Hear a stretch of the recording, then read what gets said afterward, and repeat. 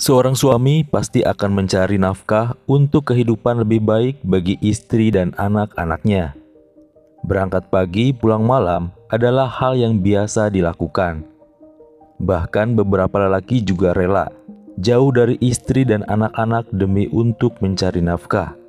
Tapi, apakah itu merupakan pilihan yang tepat? Hai, saya Dery. Kali ini saya akan membahas kisah dari seorang remaja bernama Hannah Claire Foster yang terjadi pada tahun 2003. Dan langsung saja kita explore kisahnya.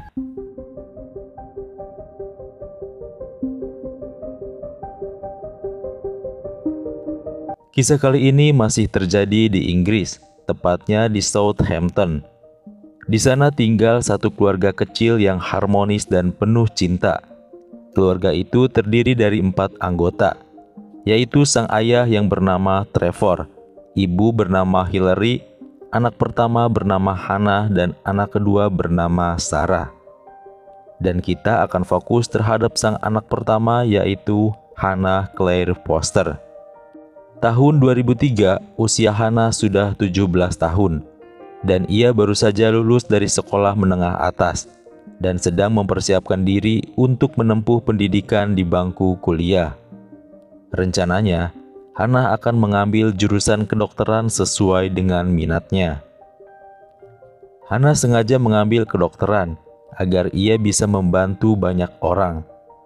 Dan selagi menunggu masuk ke bangku kuliah kedokteran, Hannah saat ini sering menghabiskan waktunya untuk bertemu dengan teman-temannya. Tanggal 14 Maret, Hannah sudah berjanji akan berkumpul dengan temannya di Hobbit and Sobar. Di sana, Hannah terlihat sangat bersenang-senang bersama dengan temannya. Hingga waktu pun tak terasa, sudah menunjukkan jam 22.50. Hannah dan temannya memutuskan untuk pulang. Saat itu temannya pulang dengan menaiki bis di Postwood Road. Sementara Hannah memutuskan untuk berjalan kaki, karena hanya 800 meter jarak antara tempat berkumpul dan rumah Hannah. Namun sampai keesokan paginya, Hannah tidak pernah sampai ke rumahnya. Pukul 10.30 pagi, ibunya melaporkan kepada pihak berwajib atas hilangnya Hannah. Kemudian pihak berwajib pun segera bergerak cepat untuk mencari Hannah. Dan pencarian pun difokuskan kepada sinyal handphone milik Hannah yang masih aktif. Dan sinyal itu menunjukkan pergerakan ke arah selatan di Portsmouth. Pihak berwajib pun kemudian mendatangi dan menyusuri tempat itu. Dan pencarian ini tidak sia-sia. Mereka menemukan tas dan juga handphone milik Hannah di sebuah tempat pembuangan botol. Penemuan ini menjadi titik terang dalam proses pencarian Hannah. Kini pihak berwajib pun meyakini bahwa sesuatu telah terjadi kepada Hannah.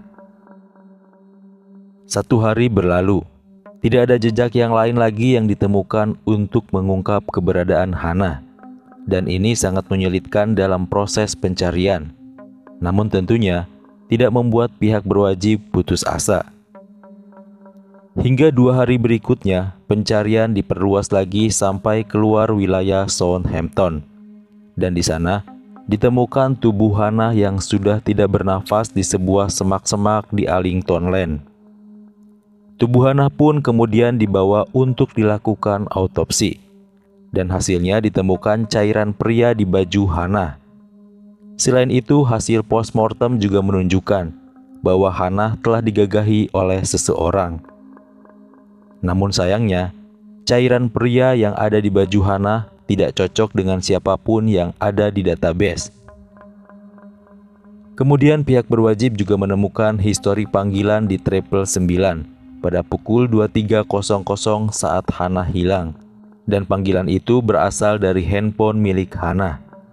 Namun karena suara yang tidak jelas, operator 999 kemudian mengalihkan panggilan itu ke 555. Diduga saat kejadian, Hannah mencoba untuk menghubungi pihak berwajib dan meminta pertolongan. Namun ia tidak sanggup berbicara karena adanya tekanan dari seseorang. Dan pihak berwajib pun kemudian memeriksa rekaman dari double 5 yang berdurasi selama 2 menit. Dalam rekaman telepon itu, terdengar suara Hana yang lirih meminta untuk dibebaskan. Kemudian terdengar juga suara seorang pria dengan aksen bicara khas Asia Selatan. Selain itu, percakapan juga terdengar kalau mereka sedang berada di sebuah mobil van. Akhirnya pihak berwajib pun kemudian memeriksa CCTV di sepanjang jalan yang sebelumnya ditemukan tas Hana. Dalam rekaman CCTV, mereka fokus untuk mencari mobil van yang melewati jalan tersebut. Dan hasilnya, ditemukan 7 mobil van yang melewati jalan itu.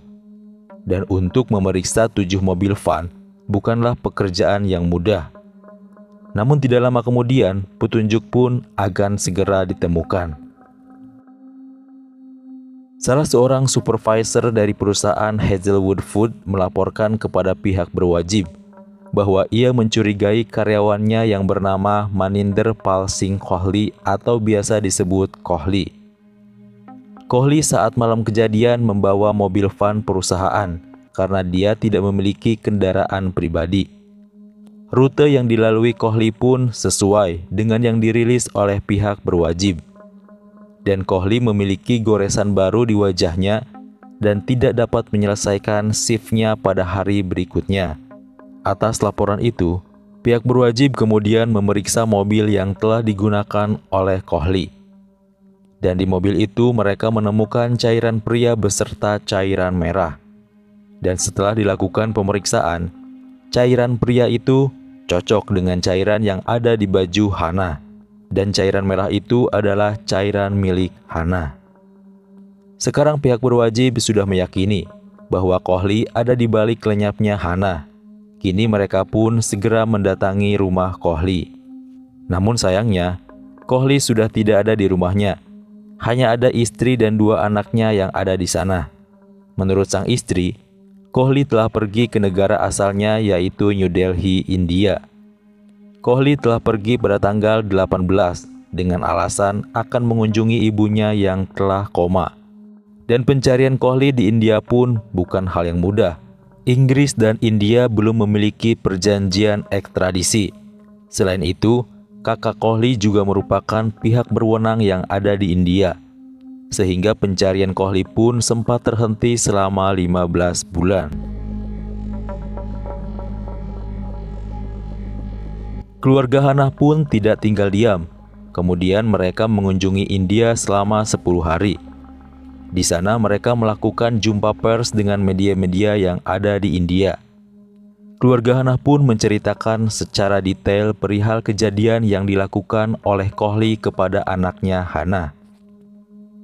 Tidak hanya itu, pihak keluarga Hana juga akan memberikan imbalan sebesar 5 juta kepada siapa saja yang bisa menangkap Kohli.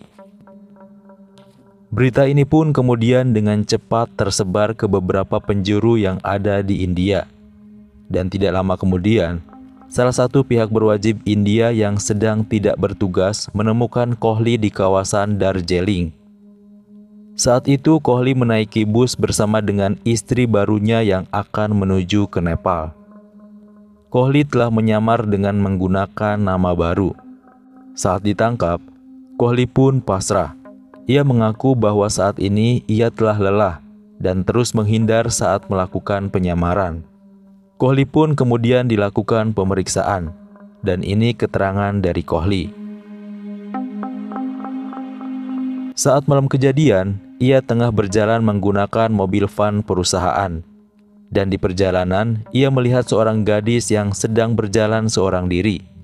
Dan kemudian Kohli pun menseret gadis itu ke mobil van miliknya dan menggagahi gadis itu. Setelah puas, Kohli pun memperingatkan gadis itu agar tidak melaporkan kepada pihak berwajib. Namun gadis itu menolaknya. Gadis itu tetap bersikukuh akan melaporkan Kohli. Karena takut, kemudian Kohli pun melenyapkan sang gadis dengan mencengkram lehernya hingga tidak bernafas. Setelah itu, Kohli pun membuang tubuh sang gadis di semak-semak di Allington Land.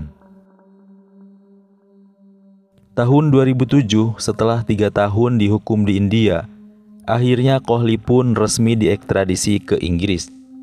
Kohli akan dipenjara di Inggris selama 24 tahun atas perlakuannya terhadap Hana. Saat itu usia Kohli 39 tahun dan ia baru akan bebas saat usianya ke-63 tahun, yaitu pada tahun 2030. Dan itulah kisah mengenai seorang gadis bernama Hannah Claire Foster. Jika Anda menyukai video ini, silakan untuk subscribe, like, share, dan komen di bawah ini. Jangan lupa juga untuk menyaksikan video lainnya di channel ini dan bye.